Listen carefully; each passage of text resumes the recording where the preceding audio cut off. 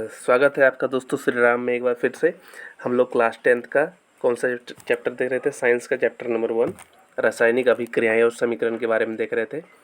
2 part हमारा हो चुका है। उसमें हमने पहले पार्ट में आपको रासायनिक अभिक्रिया और समीकरण के बारे में बताया था। दूसरे पार्ट में हमने रासायनिक अभिक्रियाओं के प्रकार के बारे में पढ़ा था, जिसमें कि हमने संयोजन और वियोजन को कंप्लीट कर लिया है। ये पार्ट में हम इसको पहला चैप्टर को पूरा कंप्लीट कर देंगे। इसमें अब हम लोग देखेंगे क्या हमारा कुछ जो रासायनिक अभिक्रिया के प्रकार थे वो बचे हुए थे। तो अब देख रहे हैं हम लोग क्या विस्थापन अभिक्रिया क्या होती है। संयोजन वियोजन में क्या होता था दोस्तों? संयोजन में होता था कि 2 पदार्थ मिलकर एक तीसरे पदार्थ का निर्माण करते थे। वियोजन में एक पदार्थ या एक पदार्थ क्या होता था, 2 पदार्थों में टूटता था। एक यौगिक 2 यौगिकों में टूटता था। अब विस्थापन में क्या होगा दोस्तों? जैसे देखिए ये CuSO4 है यानी कॉपर सल्फेट है, और इसको जब हम आयरन यानी कि लोहा के साथ रिएक्शन करवाएंगे तो क्या होगा, ये देखिए ये फेरस सल्फेट बनाएगा और इससे कॉपर रिलीज होगा। कॉपर आपका देखिए इसमें से रिलीज हो गया, यानी कॉपर का क्या हुआ, विस्थापन हो गया। क्योंकि कॉपर का विस्थापन हो गया इसलिए इसको विस्थापन अभिक्रिया कहा जाता है दोस्तों। तो कॉपर का विस्थापन क्यों हुआ? क्योंकि कॉपर जो है फेरस से थोड़ा कमज़ोर है। आप उसको उसका जो परमाणु संख्या होगा उसमें उसका जो आयन बनेगा वो कॉपर का आयन इस लोहे का आयन से कमज़ोर होगा, या लोहा का आयन कॉपर का आयन से मजबूत होगा। इसलिए SO4 से इसको विस्थापित करके ये फेरस सल्फेट बना लेगा। कॉपर सल्फेट से हमें फेरस सल्फेट मिलेगा और कॉपर अलग हो जाएगा। उसी तरह से जिंक को अगर कॉपर सल्फेट से रिएक्शन करवाएंगे तो हमें क्या मिलेगा, जिंक सल्फेट मिलेगा। और इस रिएक्शन में क्या होगा, कॉपर जो है अलग हो जाएगा। लेड को भी देखिए कॉपर क्लोराइड में अगर मिलाएंगे हम लोग CuCl2 है तो लेड क्लोराइड मिलेगा और इसमें भी कॉपर रिलीज होगा। यानी कॉपर क्या है दोस्तों, आपका जो इसका आयन है ये लेड से भी, लेड का आयन कॉपर के आयन से ज़्यादा मजबूत है। जिंक का आयन भी कॉपर के आयन से ज़्यादा मजबूत है, इसलिए इसको विस्थापित कर देगा। तो इस प्रकार की अभिक्रिया को क्या कहते हैं, विस्थापन कहते हैं दोस्तों। क्यों? क्योंकि इसमें एक तत्व का विस्थापन हो रहा है यौगिक से, देखिए, और दूसरा तत्व से संयोग कर रहा है। तो आप देखिए द्विविस्थापन अभिक्रिया दोस्तों। द्विविस्थापन अभिक्रिया में क्या होता है, विस्थापन अभिक्रिया में क्या होता है दोस्तों, एक जो मजबूत स्ट्रॉन्ग आयन रहता था वो, आइए देखते हैं विस्थापन अभिक्रिया में जो स्ट्रॉन्ग आयन था वो क्या कर रहा था, वो जो कमज़ोर आयन होता था उसको तोड़ के उसके साथ संबंध बना लेता था। तो जैसे Fe स्ट्रॉन्ग था, वो Cu कमज़ोर, जो कॉपर सल्फेट था उसमें कॉपर कमज़ोर था, उसको हटा के फेरस सल्फेट का निर्माण यहाँ कर रहा था। तो द्विविस्थापन में क्या होगा दोस्तों, देखिए इसमें देखिए मान लीजिए ये क्या है, ये सोडियम सल्फेट है और ये बेरियम क्लोराइड है। तो बेरियम क्लोराइड जो है इसमें बेरियम क्या फॉर्म करता है, 2+ आयन को फॉर्म करता है। वो हम लोग समझेंगे आगे 2+ आयन कैसे फॉर्म करते हैं, या फिर 9 क्लास में आपने सीखा होगा कि वैलेंस इलेक्ट्रॉन लास्ट में जो होता है, मान लीजिए इसका लास्ट कक्षा में जो इलेक्ट्रॉन होगा तो क्या होगा, इलेक्ट्रॉन 2 कम होंगे, है ना, 2 कम इलेक्ट्रॉन होंगे, इसलिए क्या ये 2 पॉजिटिव चार्ज बनाएगा। तो इसका जो ये बेरियम का आयन होगा ये Ba का 2+ होगा। और ये जो SO4 होता है दोस्तों, इसमें इसका आयन कैसा बनाएगा, इसमें भी आपका लास्ट इसका जो कक्षा होगा उसमें 2 इलेक्ट्रॉन ज़्यादा होगा, यानी 2 इलेक्ट्रॉन की इसकी ज़रूरत होगी, इसलिए 2- का ये बनाएगा। तो जब ये इस तरह से बनाएगा तो ये एक दूसरे से संयोजित हो जाएगा। तो ये जब देखिए ये एक दूसरे से संयोजित होकर क्या बनाएगा, BaSO4 बनाएगा। और Na और Cl से संयोजित होकर NaCl बनाएगा, 2NaCl। Na का और Cl का आयन आपस में संयोजित हो गया। तो इसमें क्या हुआ, दो विस्थापन हुआ, एक SO4 विस्थापित हुआ Na से और एक Cl2 विस्थापित हुआ Ba से। तो इस तरह का भी क्या बोलते हैं दोस्तों, द्विविस्थापन अभिक्रिया बोलते हैं। तो आपने देखा क्या हुआ, इसमें आयन का एक्सचेंज हुआ, ये आयन इससे जुड़ गया और ये आयन इससे जुड़ गया। तो इस तरह का अभिक्रिया को द्विविस्थापन अभिक्रिया बोलते हैं। चलिए अब आगे देखते हैं दोस्तों। देखिए दोस्तों, उपचयन और अपचयन क्या होता है, आप इतना बस समझ लीजिए कि उपचयन वो है जिसमें अभिक्रिया के पश्चात मान लीजिए अगर जिसने अभिक्रिया किया उसने अगर ऑक्सीजन को गेन किया है, यानी उससे अगर ऑक्सीजन प्राप्त हुआ, वो उपचयन है। अगर ऑक्सीजन का लॉस किया वो तो वो अपचयन है। आइए दो पहले सिंपल एग्जांपल से समझते हैं। जैसे ये कॉपर है, कॉपर ने ऑक्सीजन के साथ रिएक्शन किया तो क्या बनाया, कॉपर ऑक्साइड बनाया। कॉपर ऑक्साइड बनाया मतलब क्या, कॉपर ने ऑक्सीजन को गेन किया। गेन किया मतलब लाभ हुआ, कॉपर को ऑक्सीजन का लाभ हुआ। यानी कि ये किसका एग्जाम्पल है, ये एक उपचयन अभिक्रिया का एग्जाम्पल है। वहीं देखिए फिर आपका दूसरे एग्जाम्पल जो मैंने लिया हुआ है उसमें क्या हुआ है, दूसरा एग्जाम्पल में हुआ है ये कॉपर ऑक्साइड है। ये जब हाइड्रोजन के साथ रिएक्शन करेगा तो क्या होगा, ये कॉपर इससे अलग हो जाएगा, कॉपर अलग हो जाएगा और प्लस हमें ये पानी H2O पानी मिलेगा, जल। इसमें क्या हुआ देखिए, ऑक्सीजन यहाँ पे कॉपर के साथ था और यहाँ पे क्या हुआ, ऑक्सीजन का हानि हुआ, कॉपर को ऑक्सीजन का हानि हुआ। यानी ये क्या है, ये अपचयन अभिक्रिया का उदाहरण। ये बिल्कुल सिंपल वर्ड है दोस्तों, इससे ज़्यादा सिंपल वर्ड में और कोई आपको समझा नहीं सकता है। तो उपचयन मतलब क्या, जिस भी अभिक्रिया में ऑक्सीजन का लाभ होगा अभिकारक को, वो हो गया आपका उपचयन।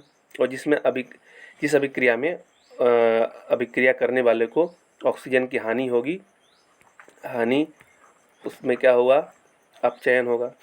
अब देखिए इसमें जो Cu को तो हानि हुआ, लेकिन इसमें H2 था, H2 को देखिए इसमें क्या हुआ, H2 को लाभ हुआ। यानी H2O का इसमें क्या हुआ, उपचयन हुआ। और कॉपर का क्या हुआ, कॉपर का अपचयन हुआ। बात को आप समझ जाइए दोस्तों। इस अभिक्रिया में H2, यहाँ पे तो इसके पास ऑक्सीजन नहीं था, लेकिन यहाँ पे इसके पास H2 ऑक्सीजन है। देखिए इन H2 का क्या हुआ, उपचयन हुआ, ऑक्सीजन का लाभ हुआ। और Cu को क्या हुआ, ऑक्सीजन का हानि हुआ, नहीं है कि अपचयन हुआ। तो यही समझने वाली बात दोस्तों। आगे और थोड़ा विस्तार में इसको देखते हैं। आइए जैसे देखिए दोस्तों, ये जिंक ऑक्साइड है, ये जब कार्बन के साथ मिलेगा तो क्या होगा, जिंक से ऑक्सीजन अलग होगा और जिसका ऑक्सीजन का ह्रास होगा, जिसका ऑक्सीजन का लॉस होगा, उसको क्या कहा जाता है, उसमें अपचयन हुआ। और जिंक का ऑक्सीजन का लॉस करके क्या बनाएगा, जिंक ऑक्साइड, सिर्फ जिंक रह जाएगा। और ऑक्सीजन किसके साथ चला जाएगा, कार्बन के साथ चला जाएगा। कार्बन के साथ जाके क्या बनाएगा, कार्बन मोनोऑक्साइड बनाएगा। तो कार्बन के साथ ऑक्सीजन जुटा, यानी कार्बन का क्या हुआ, उपचयन हुआ। उपचयन मतलब क्या दोस्तों, उपचयन मतलब अब ऑक्सीजन का जुटना। तो इस तरह से देखा हमने, इसमें क्या हुआ, Zn का अपचयन हुआ और कार्बन का उपचयन हुआ। तो ये अभिक्रिया से आप समझ सकते हैं उपचयन और अपचयन क्या होता है। एक और उदाहरण देखते हैं। जैसे यहाँ पे मैग्नीज डाइऑक्साइड है दोस्तों, मैग्नीज डाइऑक्साइड, मैग्नीज को Mn से लिखते हैं और डाइऑक्साइड मतलब O2। तो मैग्नीज डाइऑक्साइड है वो HCl क्या है, एक एसिड है, अम्ल है।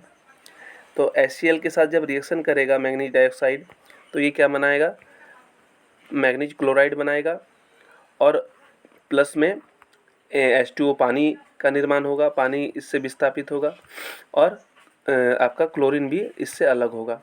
ठीक है, तो क्लोरीन अलग हुआ तो देखिए इसमें किसका क्या हुआ, किसके साथ ऑक्सीजन जुटा दोस्तों। जैसे Mn, मैग्नीज डाइऑक्साइड के साथ ऑक्सीजन पहले से ही जुटा हुआ था, तो इसके साथ ऑक्सीजन जो है ये, तो मैग्नीज डाइऑक्साइड जो था उससे ऑक्सीजन का लॉस हुआ, यानी उसका अपचयन हुआ। और इसमें हाइड्रोजन जो था HCl में, हाइड्रोजन क्लोराइड, हाइड्रोक्लोरिक अम्ल इसको बोलते हैं, इसमें हाइड्रोजन का क्या हुआ, ऑक्सीजन का, इसको मिला एक ऑक्सीजन, इसलिए ऑक्सीजन का उपचयन हुआ, हाइड्रोजन का उपचयन हुआ हम कहेंगे।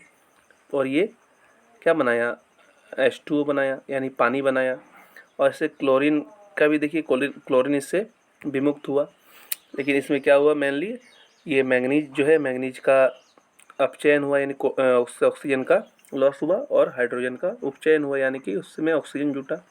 ये आपने उपचयन और अपचयन को अच्छे से समझ लिया है दोस्तों। अब चलिए दैनिक जीवन में कुछ उपचयन और अपचयन के उदाहरण देखते हैं। तो दोस्तों क्या होता है, उपचयन और अपचयन हमारे आसपास में दिखाई देता है। ऑक्सीडेशन और रिडक्शन इसको बोलते हैं, ऑक्सीजन का किसी पदार्थ में जुटना या ऑक्सीजन का किसी पदार्थ से अलग होना। डेली लाइफ में अनेक उदाहरण होते हैं। तो पहले को हम संक्षारण और विकृत गंधिता, दो टर्म्स होते हैं, इन दोनों टर्म को समझेंगे। आइए, जैसे कि मान लीजिए कुछ धातुएं होती हैं, जैसे कि लोहा है या आपका कॉपर है यह आपका एंगस्ट्रम चांदी है या एल्युमिनियम है। इन सब को आपने देखा होगा, जैसे अगर मान लीजिए लोहा अभी नया है, ताज़ा ताज़ा बना हुआ है, भट्टी से निकला हुआ, तो उसमें एक चमक होता है। कॉपर में भी, तांबा में भी एक चमक होता है, और एंगस्ट्रम यानी चांदी में भी एक चमक होता है। लेकिन समय के साथ क्या होता है दोस्तों, ये चमक फीकी पड़ जाती है। इन सभी धातुओं में चमक, एल्युमिनियम में भी फीकी पड़ जाती है।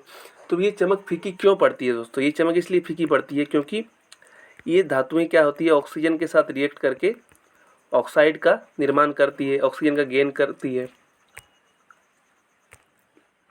अब उपचयनित ये धातुएं होती है दोस्तों। तो ये हमारे लिए कई बार काफ़ी जटिल समस्या बन जाती है। जैसे कि हम जानते हैं कि कंस्ट्रक्शन वर्क में लोहे का उपयोग होता है, लोहे के छड़ों का उपयोग होता है। तो अगर ये उपचित होती रहेंगी, इसमें जैसे फेरस ऑक्साइड बनते रहेगा, तो क्या होगा, लोहा जो है वो कमज़ोर होता रहेगा। कमज़ोर होता है तो कई सालों बाद जैसे पुल वगैरह में या किसी भी कंस्ट्रक्शन में जो हम अंदर में लोहा डालते हैं, उसको हमें बदलना पड़ता है दोस्तों। क्यों? क्योंकि वो ऑक्साइड या उपचयित होकर वो कमज़ोर हो जाती है। और विकृत गंधिता हमने संक्षारण, इसी घटना को संक्षारण कहते हैं दोस्तों। जैसे लोहे में जंग लग जाना, या फिर कॉपर के भी रंग में एक फीकापन आ जाता है। कॉपर ऑक्साइड बनाती है ये, कॉपर ऑक्सीजन के साथ रिएक्ट करके। चांदी के आपने गहने देखो होंगे, वो भी कुछ समय बाद हल्की धूमिल हो जाती है। तो उसका चांदी का जो बाहरी परत होता है वो भी अभिक्रिया करके क्या करता है, ऑक्साइड बनाता है। यानी इन सभी का उपचयन होता है। तो इस घटना को क्या बोलते हैं? इस घटना को संचारण बोलते हैं दोस्तों। आप इस तरह से इसको समझ लीजिए सिंपल भाषा में। और विकृत गंधिता क्या होती है दोस्तों? जैसे कोई भी तेलीय पदार्थ हो गया, जैसे वसा से युक्त पदार्थ, तेलीय पदार्थ आपका, आप कोई भी तेलीय पदार्थ ले लीजिए, उसको अगर आप वायुमंडल में ऐसे ही छोड़ देते हैं तो क्या होगा, वो धीरे धीरे वो ऑक्सीजन के साथ रिएक्शन करती है और ऑक्साइड्स का फॉर्मेशन करती है। और वो जो ऑक्साइड होता है वो क्या होता है, वो काफ़ी गंध युक्त होता है। कुछ समय छोड़ने के बाद ये तेलीय पदार्थ क्या करते हैं, ऑक्साइड्स का निर्माण करते हैं। और ये ऑक्साइड क्या होते हैं, काफ़ी गंधयुक्त होते हैं। इसलिए तेलीय पदार्थ जितने भी होते हैं जो जिनका कि निर्माण खाने के लिए किया जाता है, उनमें कुछ ऐसे पदार्थ जो है मिलाए जाते हैं जो कि एंटीऑक्सीडेंट होते हैं, जो कि उसके उपचयन के अभिक्रिया को क्या करते हैं, स्लो डाउन करते हैं। धीमी गति से करने के लिए वो पदार्थ उसमें उपचयन को धीमी करते हैं। तो ये हर एक जो तेल वाले पदार्थ होते हैं वसा युक्त पदार्थ में मिलाया जाता है, ताकि वो जल्द ही उपचयित होकर गंधयुक्त ना हो जाए। तो जो पदार्थ, बस ये पदार्थ उपचयित होकर गंधयुक्त हो जाता है दोस्तों, उसको क्या कहते हैं?